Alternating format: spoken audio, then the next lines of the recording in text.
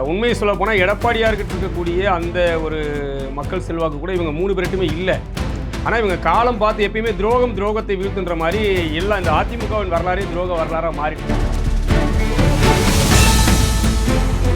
அப்போ எடப்பாடியை வீழ்த்திட முடியும், யார் வேணுமாலும் வீழ்த்தலாம். ஏன்னா அதிமுகவுடைய கட்டமைப்பு அது வந்து ரொம்ப நாளாக யார் வருவாங்க? எஸ்பி வேலுமணியா, சிவி சண்முகம், யார் வந்தாலும் நிலையா நிற்க முடியாது. யார் வந்தாலும் நிலையா நிற்க முடியாது. அப்போ அதிமுகவை சின்ன சின்ன துண்டுகளா பதம் பார்க்கிறது பாஜக உடைக்குது. பாஜக இது அம்போட விளைவு தான் இங்க விஜயபாஸ்கரும் எஸ்பி வேலுமணியும் சிபி சண்முகமும் இங்க பண்ணிக்கிட்டு. அதில் எந்த சந்தேகமும் வேண்டாம். அதிமுகவை சின்னாவனமாக்கியது பாஜக தான். அதிமுக விட்டு தாவேகா போனவனு எம்எல்ஏ ஆகிட்டா, திமுக போனவனு எம்எல்ஏ ஆகிட்டான். அதிமுகவில் இருந்தவர்கள் தான் தோல்வி அடைஞ்சிருக்காங்க. திமுகவில் அதிகபட்சமாக ஜெயிச்சது ஃபுல்லாக அதிமுக போனவங்க தான் இன்னைக்கு தேதிக்கு. ஆமாம், உண்மைதான். நீங்கள் பரம்பரை திமுக தோல்வி அடைஞ்சிருக்கிறான். பஞ்சத்துக்கு பிழைக்க போனவன் தான் இன்னைக்கு வந்து எம்எல்ஏவா திமுகவில் வந்து உருவாயிருக்கான். விஜயோடைய கட்சிக்கு விழுந்த வாக்குகள் எல்லாமே விஜய்க்காக விழுந்தது மட்டும்தான். எந்த சட்டமன்ற உறுப்பினர்களின் முகமோ பெயரோ மக்களுக்கு தெரியவே தெரியும். எல்லா இடங்களிலும் விசிலுக்கும் விஜய்க்கும் விழுந்தது முழுக்க முழுக்க விஜய் என்கிற தனிநபர் மீதான அந்த பிம்பம் தான். சென்னை திமுகவின் கோட்டையா சொல்லப்பட்டது. மொத்த கோட்டையுமே ஓட்ட போட்டாங்கல்ல.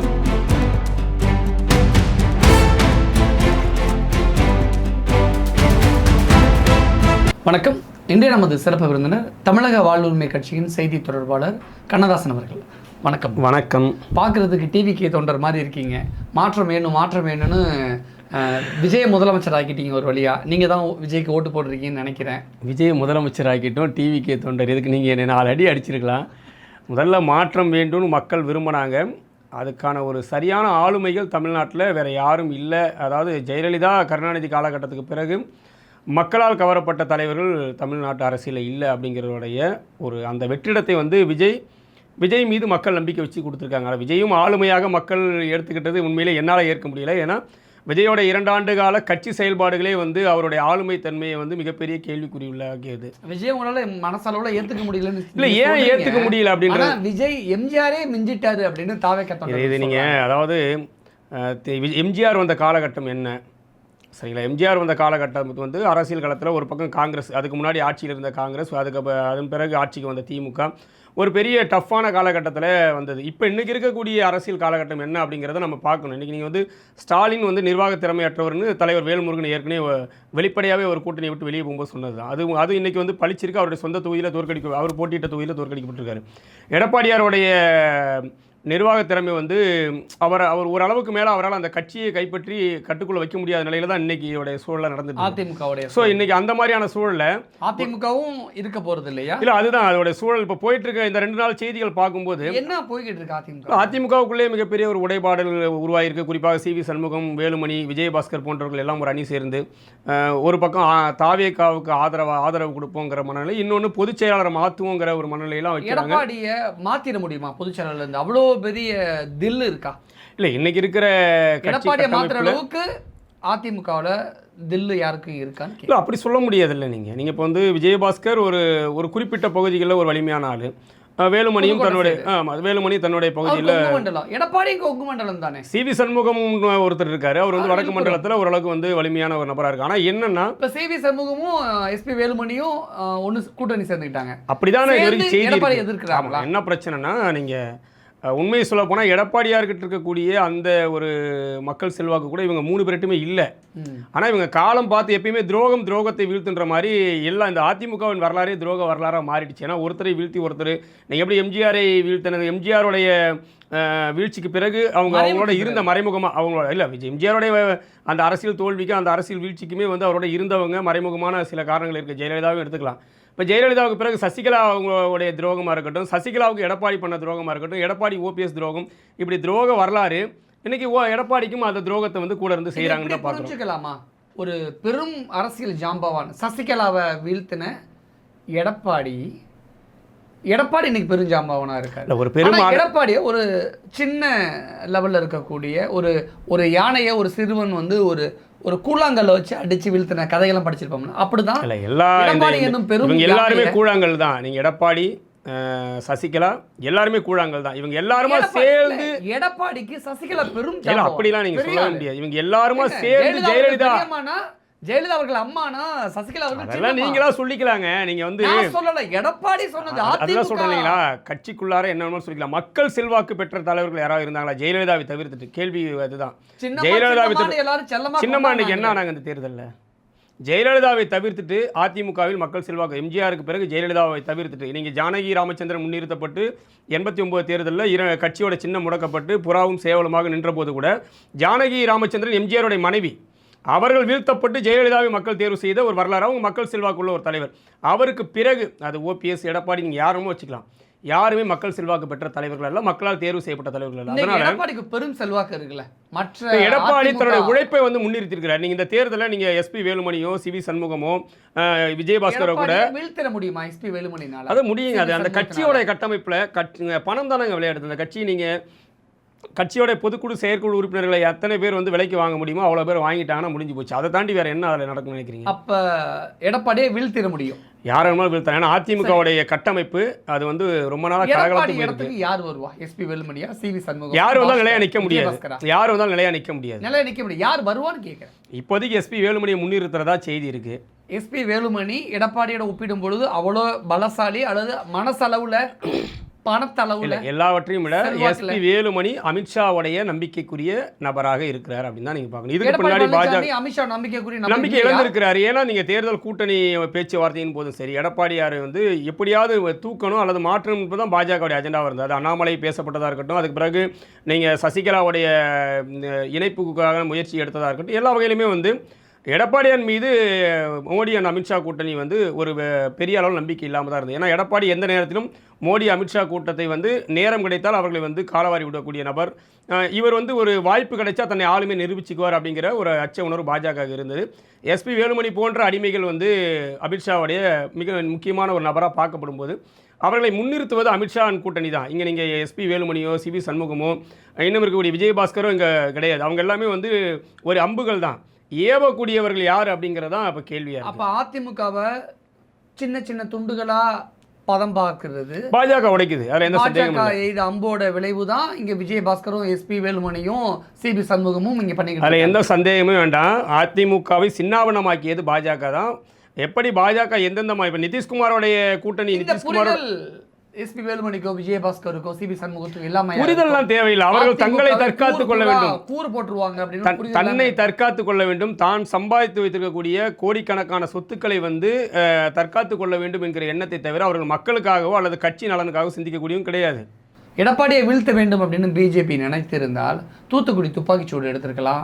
கொடநாடு கொடவழக்கு கேஸ் இருக்கு, இன்னும் சில கேஸ் எல்லாம். தூத்துக்குடி துப்பாக்கி சூடுல உண்மையிலே எடப்பாடியோட கை இருக்குன்னு நீங்க நம்புறீங்களா?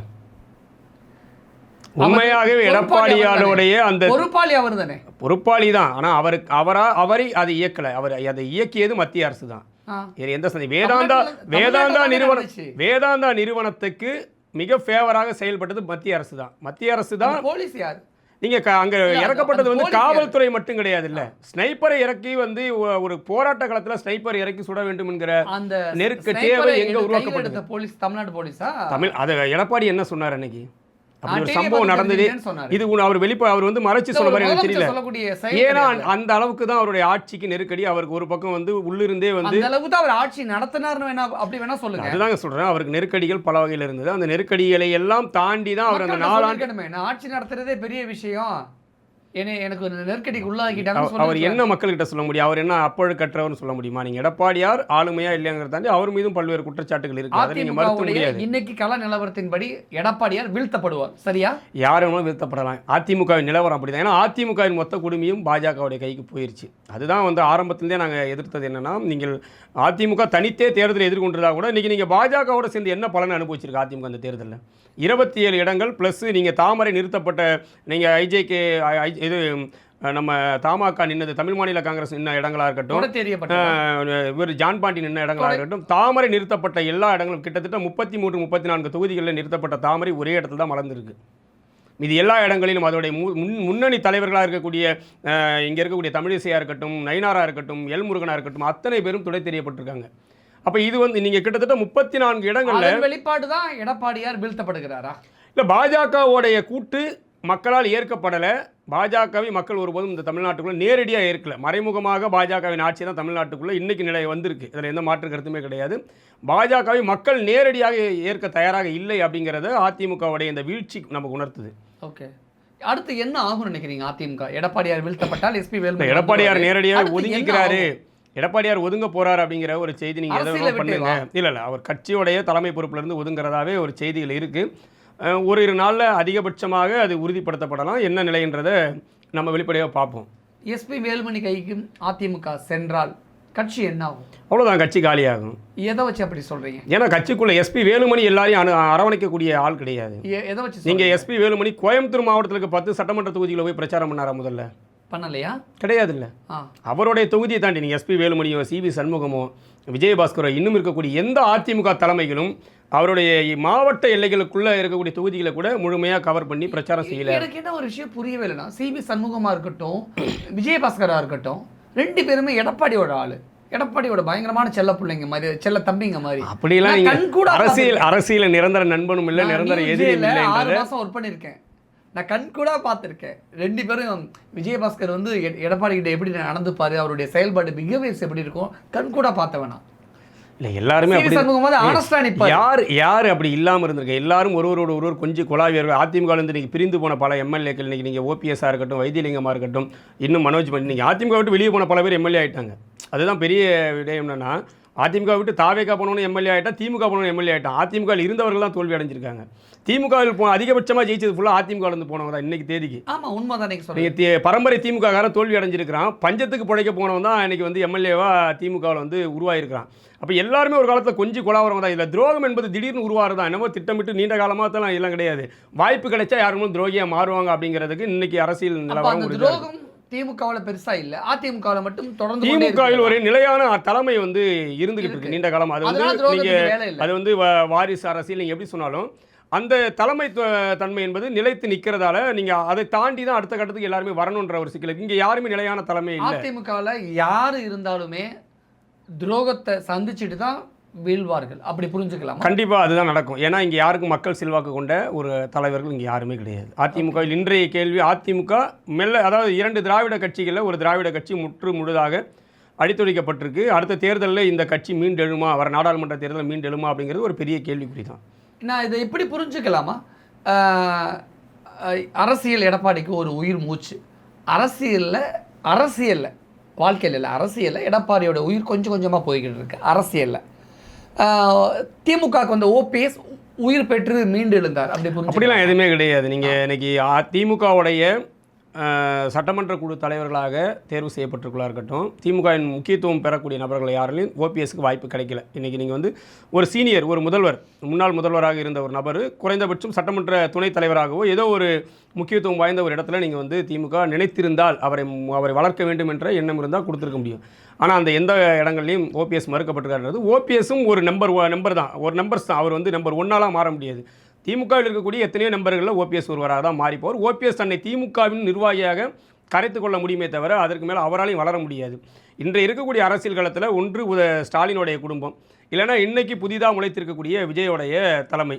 இந்த 2 தான் இப்போ வந்து இந்த அரசியல் களத்தில் மக்கள்கிட்ட நேருக்கு நேராக, விஜய் ஏற்கனவே சொன்ன மாதிரி டிவிகே வெஸ் டிஎம்கே அப்படிங்கிற அந்த இருமுனை போட்டி தான் இனிமேல் வந்து களத்தில் இருக்க போகுது. விஜய் சொன்னது உண்மையாயிடுச்சு. இல்லை, அதை ஏற்றுக்கிட்டு தான் ஆகணும். அது ஏற்றுக்கிட்டு தான் ஆகணும். அதிமுக பேரே உச்சரிக்கல, ஒன்னு டிவிக்கே இன்னொன்னு டிஎம்கேன்னு சொன்னாரு. அப்ப விஜயோட வாக்கு இல்லை, அவருடைய கான்ஃபிடென்ட்டை பாராட்டும், எந்த மாற்று கருத்தும் இல்லை. அது பாராட்டி உண்மை தெரிஞ்சிருக்கு. உண்மை தெரியுதோ இல்லையோ, விஜய் ஒரு நம்பிக்கையின் அடிப்படையில் களத்தை எதிர்கொண்டாரு. அந்த நம்பிக்கை மெய்யா இருக்கு. அந்த நம்பிக்கையோட வாக்கு பழிச்சிருக்கு. மக்கள் நம்பி இருக்காங்க. மக்கள் வந்து விஜயை நம்பி வாக்களிச்சிருக்காங்க. அந்த நம்பிக்கையை விஜய் காப்பாற்ற வேண்டிய தேவை விஜய்க்கு இருக்கு. இல்லைன்னா இன்னொரு பிரச்சனை விஜய்க்கு இருக்கு. விஜயோடைய கட்சிக்கு விழுந்த வாக்குகள் எல்லாமே விஜய்க்காக விழுந்தது மட்டும்தான். எந்த சட்டமன்ற உறுப்பினர்களின் முகமோ பெயரோ மக்களுக்கு தெரியவே தெரியாது. எல்லா இடங்களிலும் விசிலுக்கும் விஜய்க்கும் விழுந்தது முழுக்க விஜய் என்கிற தனிநபர் மீதான அந்த பிம்பம் தான்.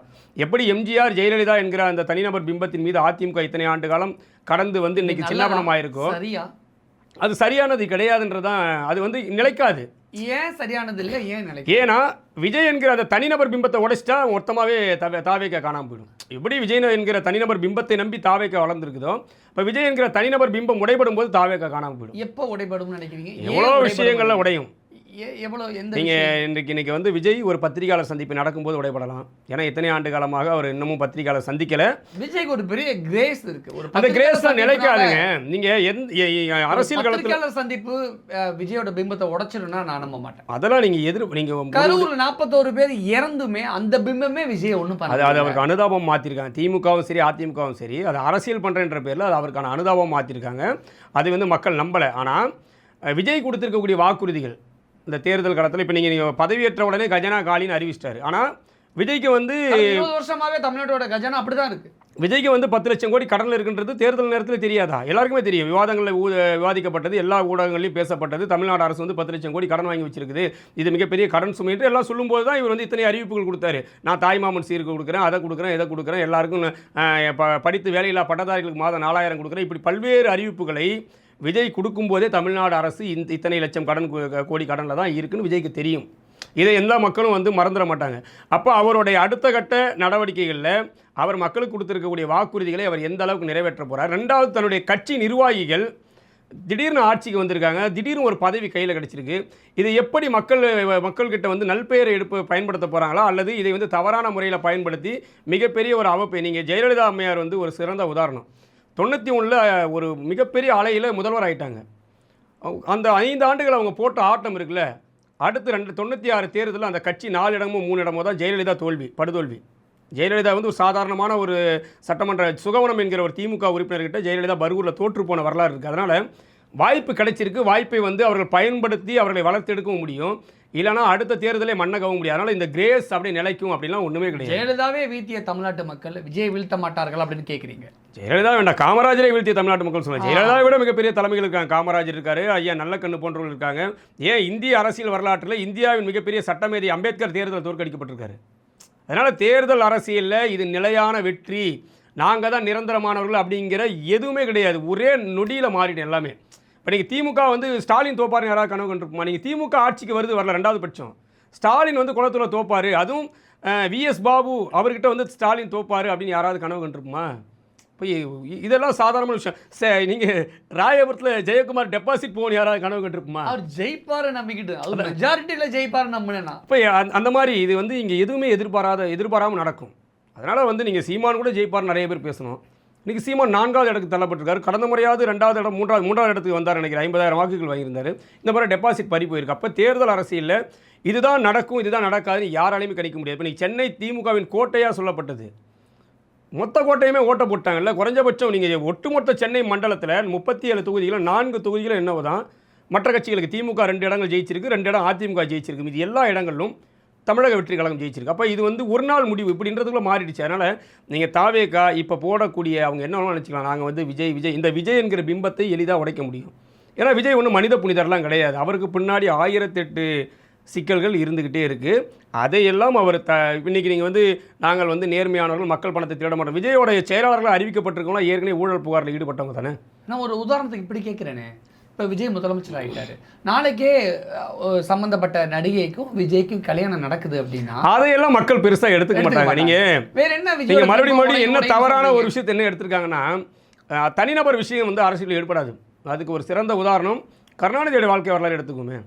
கருணாநிதி வந்து 3 கல்யாணம் 4 கல்யாணம் பண்ணவர் தானே. அதை வந்து மக்கள் அப்படிலாம் நீங்கள் அதெல்லாம் கிடையாது. மக்கள் காலகட்டத்தில் சகஜம் ஏங்க, அந்த காலத்துக்கட்டத்தில் இது சகஜம் கிடையாது. நீங்கள் இதை தவறாக போய் சொல்கிறீங்க. நீங்கள் அன்றைய காலகட்டத்தில் தான் இங்கே வந்து குடும்ப உறவு முறைகள் வந்து ரொம்ப இறுக்கமாக இல்லை, அது இருந்திருக்கும். ஆனால் அது வந்து பொதுமக்கள் பார்வையில் ஏற்கப்படாத ஒரு காலகட்டமாக குடும்ப உறவு முறைகள் ரொம்ப இறுக்கமாக இருந்த காலகட்டத்திலேயே கருணாநிதியோடைய உறவு முறைகள் வந்து பெருசாக விவாதிக்கப்படலை. எம்ஜிஆர் ஜெயலலிதாவுடைய உறவு முறைகள் பெருசாக விவாதிக்கப்படலை.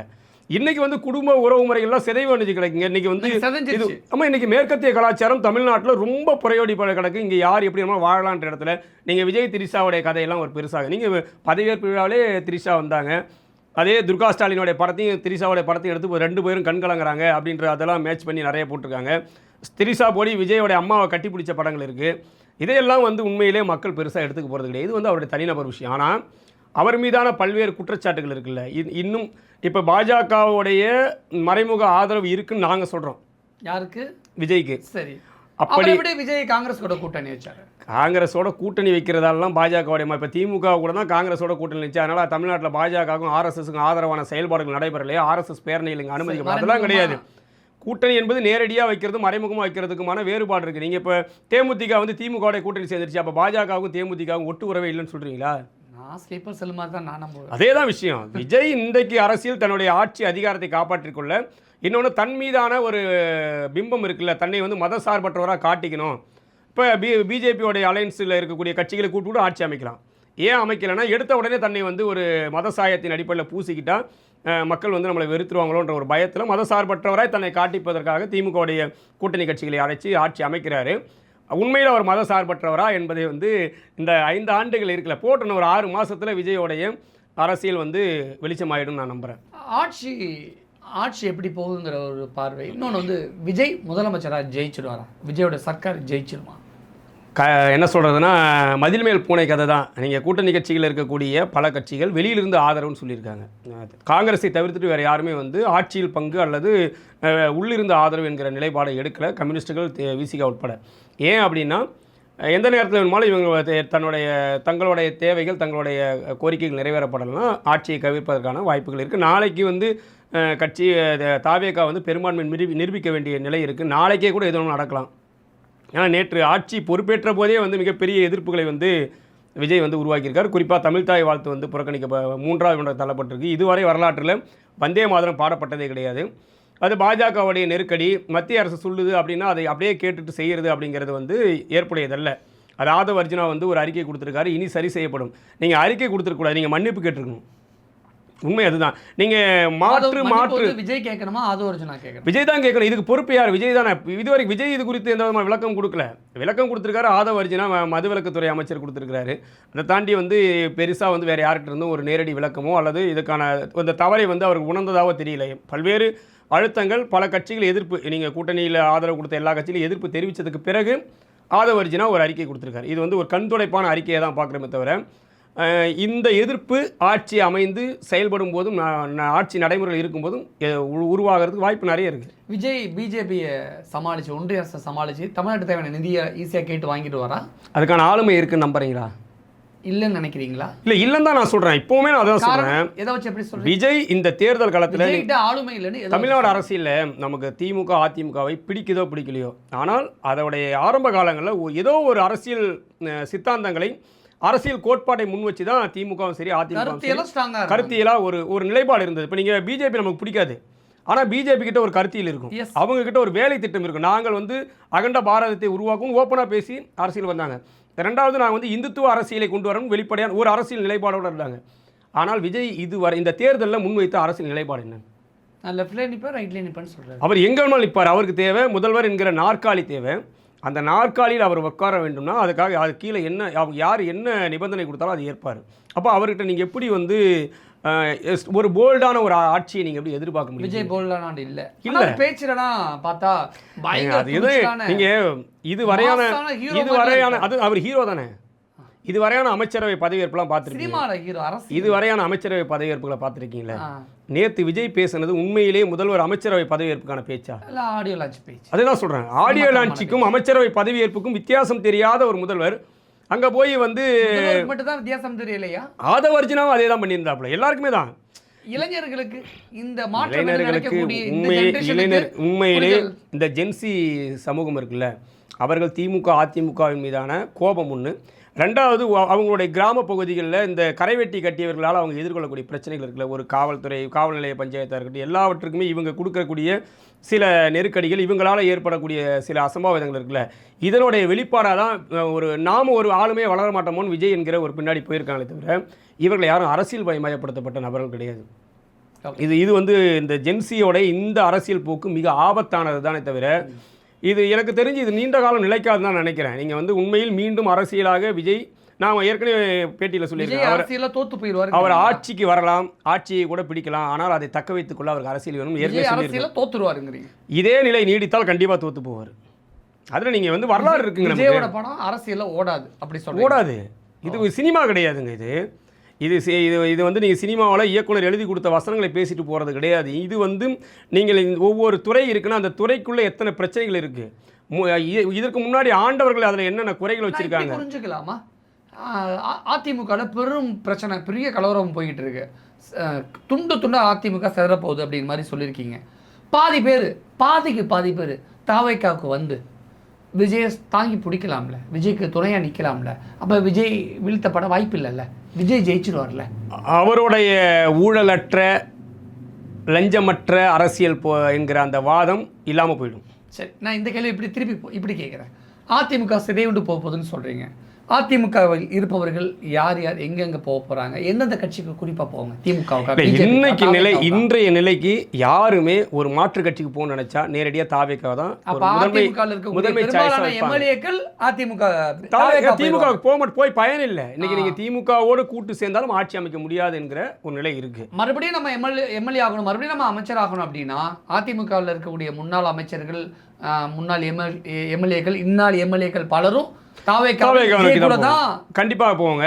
ஆனால் அவர்கள் போய் என்ன பண்ண போறாங்க, இதுக்கு முன்னாடி என்ன பண்ணாங்க அப்படின்னா தாவேக்காவோட ஆட்சி, விஜயோட ஆட்சி கவிழாமல் இருக்கும் அந்த 5 வருஷத்துக்கு. புரிஞ்சுக்கலாங்க, ஆட்சி கவிழாது. ஆனால் மக்கள் கிட்ட மக்களுடைய ஒரு அதிகப்படியான எதிர்பார்ப்பு வந்து விஜய் கிட்ட வச்சிருக்காங்க. இதுவரைக்குமான முதல்வரை விட விஜய் மீது மக்கள் வைத்திருக்கக்கூடிய அதீத எதிர்பார்ப்பு இருக்குல்ல, அது காணாமல் போயிடும். இவர் ஒரு மாற்று அரசியலை முன்னெடுப்பார், ஒரு மாற்று சக்தியா நம்ம வந்து தமிழ்நாட்டில் பாலாறு பெரிய எதிர்பார்ப்பு மத்தியில வந்துச்சு, காணாம போச்சு. அந்த மாதிரி இந்த ஆட்சியின் மீதான மக்களின் எதிர்பார்ப்பு தான் அந்த ஆட்சிக்கு ஒரு மிகப்பெரிய நெருக்கடியை தரப்போகுது. அந்த எதிர்பார்ப்பை விஜய் நிறைவேற்றவில்லை என்றால் விஜயும் வந்து காணாமல் போவார். நீங்கள் வந்து அதுக்கான வாய்ப்புகள் நிறையவே இருக்குது.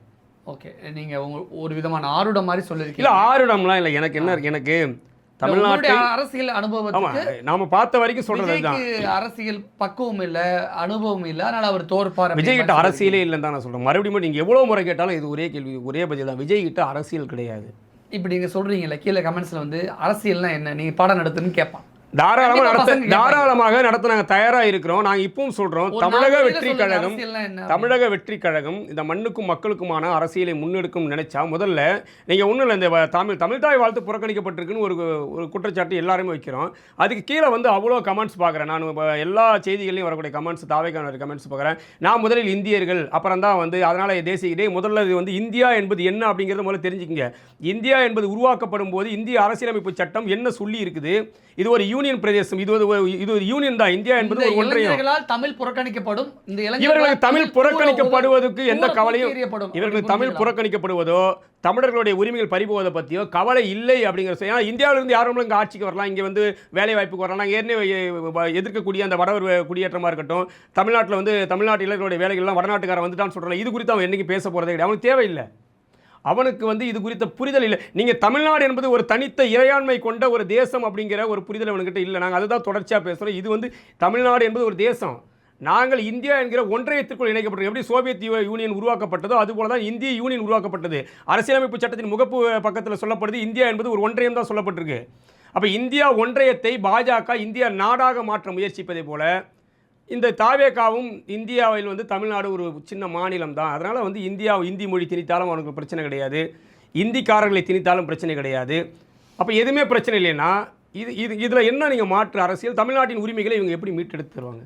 விஜய் முன்னாடி நூற்றுக்கணக்கான கேள்விகள் முன் வச்சிருக்கீங்க.